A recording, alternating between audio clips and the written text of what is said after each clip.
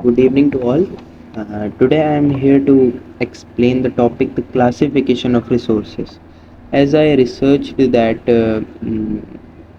which topic is the most troubleful topic in the chapter 1 resource and development of geography class 10th.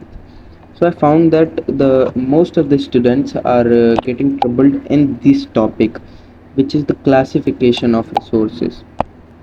Okay, so today I am going to explain the topic classification of resource, and the explanation will be like that you will never ever face any other problem in this topic. Okay, so I'll explain in English, Hindi plus English. So let us start. So first of all, the resource, what is a resource? Resource क्या होता है? हमें resource की classification जानने से पहले ये जानना पड़ेगा कि रिसोर्स क्या होता है. ठीक है, तो इस चार्ट को हम थोड़ा साइड में करेंगे और पता करेंगे रिसोर्स क्या होता है. Resource, what is resource? Resource क्या होता है? Everything which satisfy our need,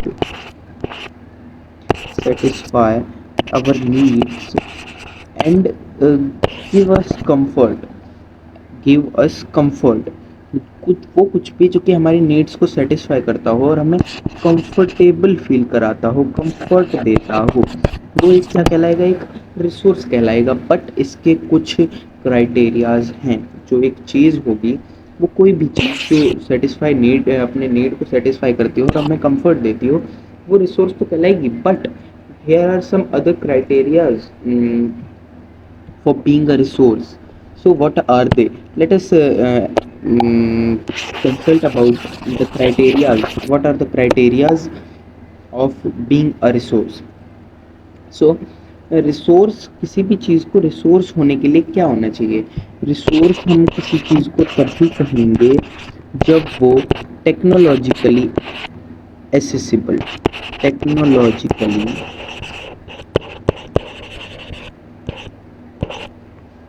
accessible, economically feasible and culturally acceptable. मतलब इन तीनों चीज़ों का मतलब क्या है? ये लिख तो दिया, but what are the meanings of these things?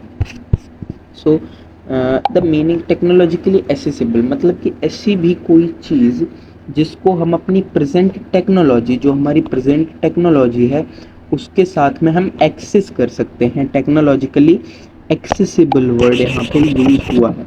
अगर हम अपनी टेक्नोलॉजी से किसी भी चीज़ को एक्सेस कर पा रहे हैं, वो रिसोर्स कहलाएगा.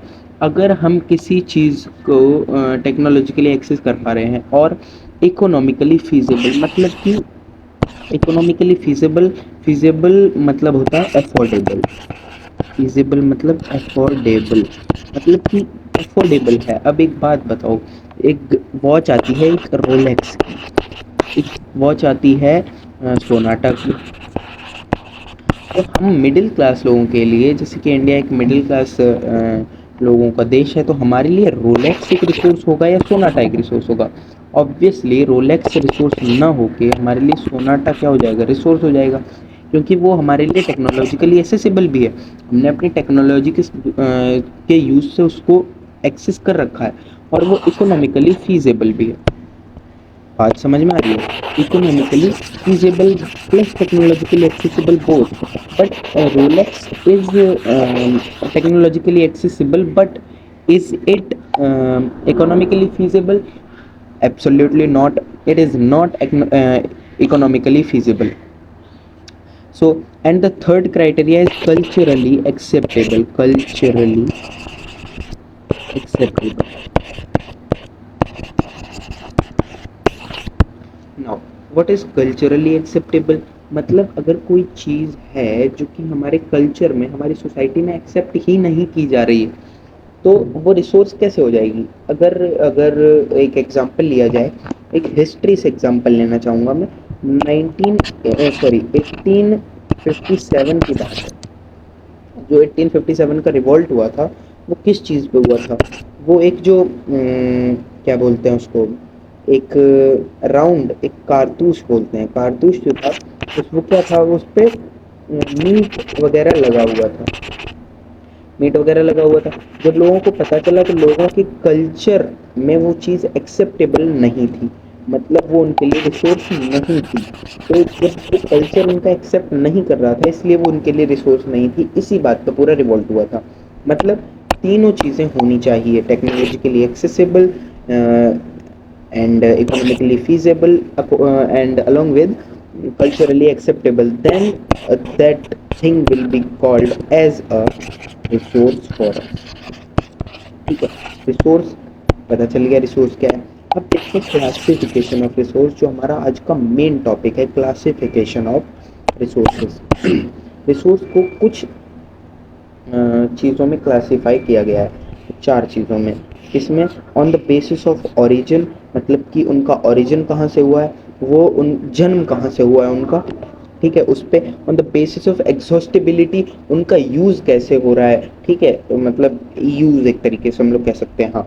और उनकी लाइफ लाइन, हम लोग एक लाइफ लाइन भी बोल सकते हैं इसको, यूज़, सॉरी, यूज़ प्लस एक तरीके से लाइफ लाइन भी बोल सकते हैं, उनकी लाइफ लाइन क्या है तो वो भी बोल सकते हैं, ठीक है। On the basis of ownership, उनको ओन कौन कर रहा है, वो किसकी लीडरशिप के अंडर आ रही हैं वो चीज़।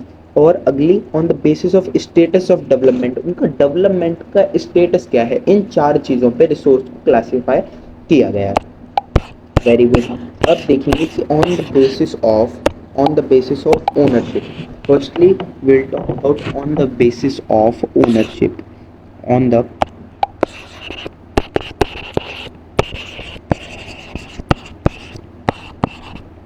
on the basis of, oh sorry, my bad, on the basis of origin, on the basis of origin। First of all origin मतलब कि वो कहाँ से ओरिजिनेट हुई है, उस चीज़ का जन्म किस हिसाब से हुआ है, कहाँ से हुआ है। तो इस चीज़ पे on the basis of origin resource को दो टाइप में क्लासीफाई किया गया है, दो टाइप में। कौन से दो टाइप हैं वो अभी देखेंगे। दो टाइप्स कौन से हैं, एक है एबायोटिक, एक है biotic. Abiotic and biotic, abiotic and biotic. तो एबायोटिक क्या है, अगर इसको सीधी भाषा में समझा जाए तो हम लोग ये कह सकते हैं कि all the things which are present in nature in the non-living form। Yes, the highlighting point is non-living। Nature हमें जो कुछ भी नॉन लिविंग दे रहा है और वो हमारे लिए, अगर वो उन तीन क्राइटेरिया, वो तीन क्राइटेरिया तो याद रखने ही पड़ेंगे, अगर वो मतलब तीन क्राइटेरिया को फॉलो कर रहा है और वो नॉन लिविंग है, नेचर के द्वारा हमें दिया जा रहा है, तो वो क्या होगा, वो बायोटिक रिसोर्स हो जाएगा। ये हो गया बायोटिक रिसोर्स। इसके कुछ एग्जांपल्स देखेंगे, examples of biotic resource. Examples इसके क्या हो जाएंगे, एयर हो जाएगा, ठीक है, वाटर हो जाएगा। अब एक बात बताओ, एयर हमारे लिए इकोनॉमिकली फीजेबल भी, अब क्या ऐसा थोड़ी है कि एयर मतलब कि अरबों की बिक रही है, 1 लाख करोड़ अरब की एयर बिक रही है, बोल सकते हैं 1 लीटर ऑक्सीजन में अगर चाहिए तो वो 50 लाख रुपए की, ऐसा तो कुछ नहीं है। वाटर, वाटर भी हमारे लिए इकोनॉमिकली एक्सेसिबल है, टेक्नोलॉजिकली फीजेबल है, हम लोग अपनी टेक्नोलॉजी से उसको प्योरीफाई करके पी सकते हैं, जो हमारे नेचर ने हमें दे रखा है। कल्चरली एक्सेप्टेबल भी, कौन सा कल्चर ये कहता है कि पानी नहीं पीना चाहिए, ठीक है ना। तो ये तीनों चीज़ें, ये रिसोर्स तो हो गया, बट अब ये नॉन लिविंग है और ये रिसोर्स है, तो इसलिए इसको क्लासिफाई, इसको किसके अंडर डाल दिया गया, इसको डाल दिया गया अबायोटिक रिसोर्स के अंडर, ठीक। अबायोटिक ये हो गया। अब देखेंगे बायोटिक क्या है। सेम सेम मतलब अबायोटिक जैसा ही सीन है, बट यहाँ पे क्या है कि वो रिसोर्सेज नॉन लिविंग थे, यहाँ पे रिसोर्सेज क्या है, living. All the living resources which are given by nature to us to satisfy our needs which are present in our biosphere. अब थोड़ा अगर मतलब कॉम्प्लिकेटेड लिखना है, अगर एग्जामिनर को ये दिखाना है कि हाँ बच्चे को कुछ पता है, तो ऐसा कुछ लिख दो, बायोस्फीयर। हमारे बायोस्फीयर में मिलने वाले वो सब रिसोर्सेज जो लिविंग है, ठीक है, तो वो क्या आ जाएंगे, बायोटिक रिसोर्सेज हो जाएंगे। इसका एग्जांपल देखो, एक सेकेंड, वेट सेकेंड प्लीज। हाँ, इसका एग्जांपल हम लोग देख सकते हैं। इसका एग्जांपल क्या हो जाएगा, प्लांट्स हो जाएंगे। प्लांट्स हमारे लिए रिसोर्स हैं, ठीक है। आपने एक प्लांट सुना होगा, नीम, गांव में अक्सर बोलते हैं नीम। तो ये क्या है, एक मतलब बहुत कड़वा पत्ता होता है इसका, तो ये यूजुअली दवाइयाँ मेडिसिन बनाने के काम आता है। और बहुत सारे प्लांट्स हैं, मैं नाम भूल रहा हूँ, एक हिमालयाज वाली रेंज में एक प्लांट मिलता है, वो कैंसर को क्योर करता है, ठीक है ना। मैं नाम बोल रहा हूँ, सॉरी। तो ये सब प्लांट्स क्या है, हमारे लिए रिसोर्सेज हैं, ठीक है ना, और लिविंग है। तो प्लांट्स है तो लिविंग है, इसलिए ये बायोटिक के अंडर आते हैं। और अगर एक एग्जांपल लेना चाहें तो एनिमल्स, एनिमल्स भी हमारे लिए रिसोर्सेज हैं। गाय हमें दूध देती है। बैल हमारे लिए खेती में, एग्रीकल्चर में काम आते हैं, ठीक है। और बाकी डिफरेंट डिफरेंट टाइप के एनिमल डिफरेंट डिफरेंट काम करते हैं। तो ये हो गया क्या, रिसोर्सेज का क्लासिफिकेशन ओरिजिन के बेसिस पे। अब अगर अगला देखा जाए तो अगला हो सकता है on the basis of exhaustibility. On the basis of,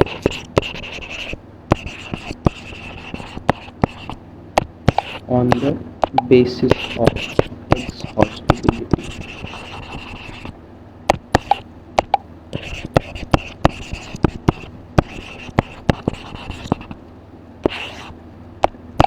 ठीक है, एग्जॉस्टिबिलिटी मैंने बताया था यूज एक तरीके से, और उनकी लाइफ लाइन वगैरह ऐसा कुछ बोल सकते हैं उनको। तो एग्जॉस्टिबिलिटी के हिसाब पे इसको दो टाइप्स में क्लासिफाई किया गया है, दो टाइप्स में, ओके, वेरी गुड, दो टाइप्स।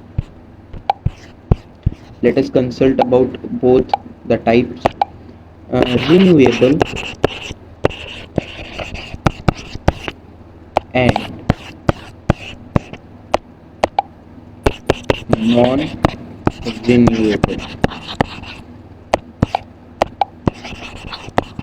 ये दो टाइप हो गए। अब अगर देखा जाए तो देखा देखा ये जो वर्ड है ना, रिन्यूएबल और नॉन रिन्यूएबल, इसमें ही एक तरीके से इसका मीनिंग पूरा पूरा छिपा हुआ है। वो फाइंड आउट करने के लिए, तो फाइंड आउट कैसे किया जा रहा है, देखो, री री क्या होता है, अगेन। न्यू, न्यू मतलब नया, अगेन नया, न्यू, ठीक है। न्यू तो पता ही है ना सबको। एबल, एबल मतलब हिंदी में मैं बताऊं तो किया जा सके, किया जा सके बोलेंगे इसको,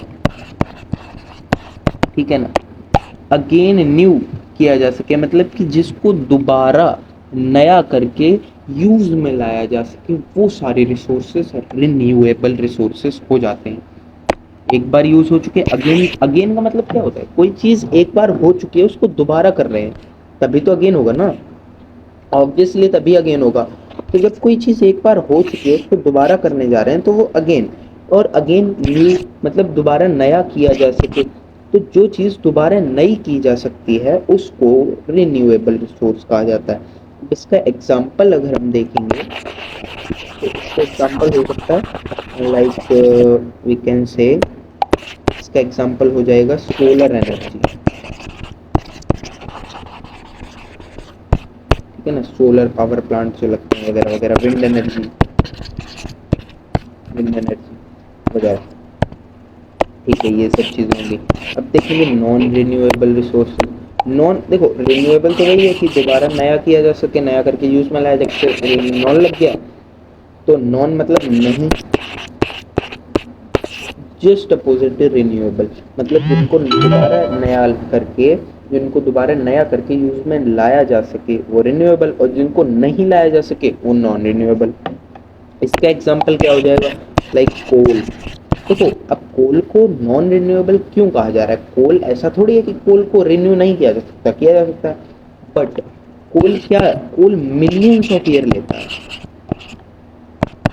millions of year to renew, मतलब नया एक बार कोल हो गया, यूज हो गया, एग्जॉस्ट हो गया, उसके बाद में उसको दोबारा बनने के लिए मिलियंस ऑफ ईयर लगते हैं।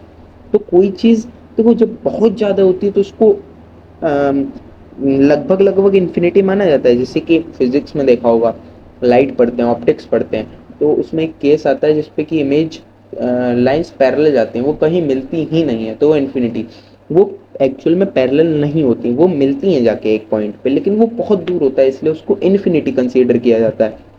इसीलिए जब कोई ये मिलियंस ऑफ ईयर लेता है तो इसको नॉन रिन्यूएबल, मतलब कि मिलियंस ऑफ ईयर लेगा, अब आज यूज हो गया, मिलियंस ऑफ ईयर, उस टाइम पे पता नहीं पृथ्वी रहे रहे ना रहे, तो इसलिए इसको नॉन रिन्यूएबल में कंसीडर किया जाता है।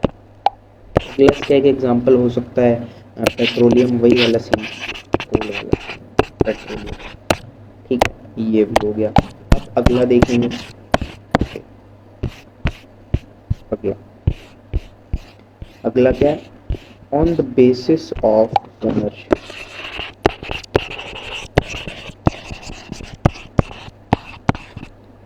On the basis of,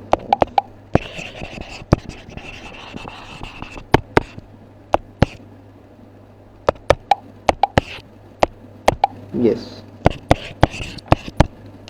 ownership तो सिंपल है कि उसको ओन कौन कर रहा है, किसकी लीडरशिप है उस चीज़ पे, ठीक है ना। इसको चार चीज़ों में कैटेगराइज किया गया है। Individual, first of all individual, individual मतलब कि कोई एक पर्टिकुलर पर्सन उसको प्राइवेटली ओन कर रहा है, वो इंडिविजुअल है। लाइक आपका हाउस, आपके पापा या आपके दादाजी या आपके इंडिविजुअली, आपके द्वारा इंडिविजुअली ओन किया जा रहा है, इसलिए वो इंडिविजुअल रिसोर्स है। आपकी कार, वो एक इंडिविजुअल रिसोर्स है। अगला क्या है, कम्युनिटी रिसोर्स। कम्युनिटी रिसोर्स मतलब कि कोई पूरी कम्युनिटी उसे ओन कर रही है, ठीक है। लाइक पब्लिक पार्क, एक सोसाइटी में एक पब्लिक पार्क बना होता है, वो पूरी सोसाइटी का उस पर मतलब कि क्या बोलते हैं, कब्जा टाइप का, या फिर ओनरशिप पूरी सोसाइटी की उस पर होती है, तो वो एक कम्युनिटी रिसोर्स है, वो कोई प्राइवेट बंदा उसको ओन नहीं कर रहा है, ठीक है ना, वो पब्लिकली यूजेबल है, इसलिए वो कम्युनिटी में है। अगला क्या है, अगला है नेशनल। नेशनल रिसोर्स वो है जो कि एक किसी पर्टिकुलर कंट्री की पर्टिकुलर गवर्नमेंट के द्वारा ओन किया जा रहा है। मतलब कि जैसे रेलवेज है, रेलवेज को एक पर्टिकुलर बंदा तो ओन कर नहीं रहा है, एक नेशन की एक गवर्नमेंट ओन कर रही है। तो जिस एक नेशन की गवर्नमेंट ओन करती है, और जितने भी रिसोर्सेज को, रेलवे हो गया, रोड्स हो गए, वगैरह वगैरह, वो सब नेशनल रिसोर्स में आ जाते हैं। इंटरनेशनल रिसोर्स, इंटरनेशनल रिसोर्सेज क्या होंगे, जो कि एक से more than one, more than one country अगर उसको ओन कर रही है तो वो इंटरनेशनल रिसोर्स कंसीडर किया जाएगा। इसका एग्जांपल ले सकते हैं कि जैसे एक कंट्री होती है, जैसे हम इंडिया ही बना लेंगे, एक सेकेंड,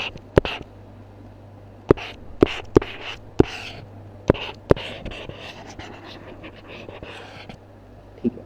तो ये इधर 200 nautical miles, 200 nautical miles, nautical miles एक डिस्टेंस की यूनिट है।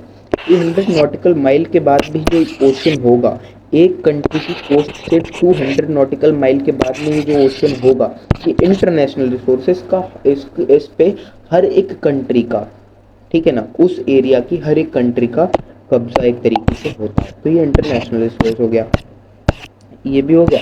अब आगे लास्ट हमारा क्या रह रहा है, क्लासिफिकेशन ऑफ रिसोर्स रह रहा है on the basis of status of development, status of develop,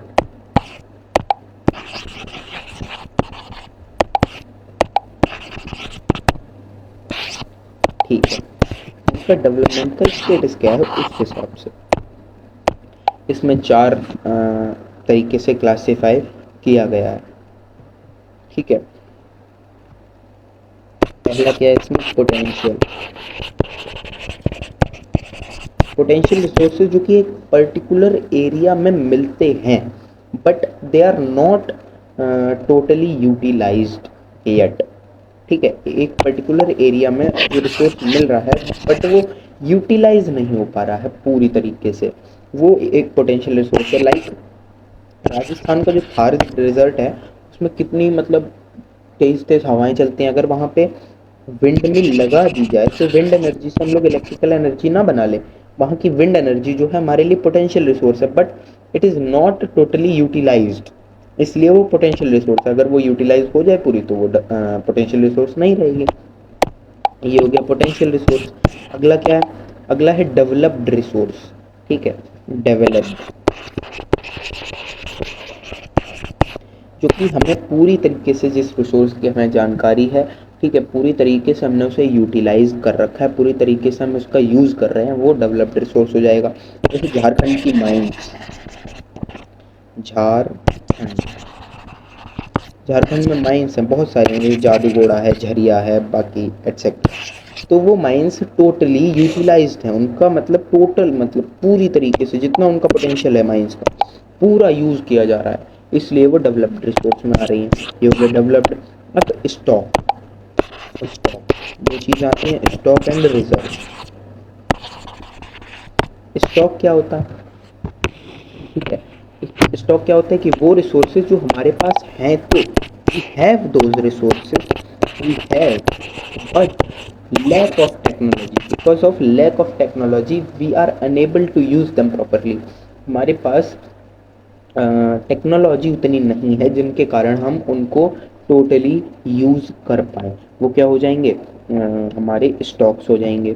ठीक है, लाइक कि हमारे लेह लद्दाख में क्या है, यूरेनियम है बहुत ज़्यादा, मतलब जादूगोड़ा में है, झारखंड में और लेह लद्दाख में, but we don't have technology, we don't have as developed machinery which can work there properly to mine the uranium from there। that's why it is considered in stocks। हम वहाँ पे माइन नहीं कर पा रहे हैं लेह एंड लद्दाख में। ठीक है, अब रिजर्व्स देख लेते हैं। रिजर्व्स देख लेते हैं। रिजर्व्स वो होते हैं जो कि हमारी करंट टेक्नोलॉजी के बेसिस पे टोटली यूज्ड किए जा रहे हैं, हमारी टेक्नोलॉजी के बेसिस पे, हमारी नॉलेज के बेसिस पे टोटली यूज़ किए जा रहे हैं, वो सारे रिसोर्सेज रिजर्व होते हैं। तो ये यहाँ पर ख़त्म हो जाता है classification of resources, classification of resources. I hope समझ में आया होगा। Thank you so much. मिलते हैं नेक्स्ट वीडियो में, तब तक के लिए बाय।